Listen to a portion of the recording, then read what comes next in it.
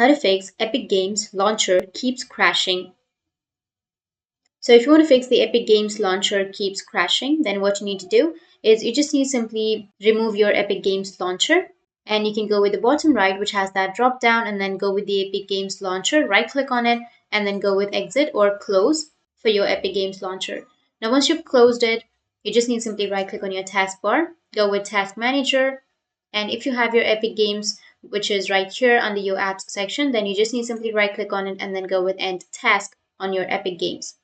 And once you've done that, you just need to simply press Windows and R keys together, or you can just go with search and you can search for run.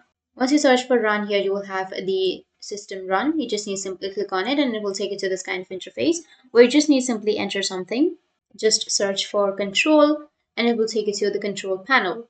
Now once you enter your control panel, you just need to simply go with programs and features. And here you will have all of your programs and features, right? So what you need to do is you just need to simply go with the Epic Games Launcher, which will be right here.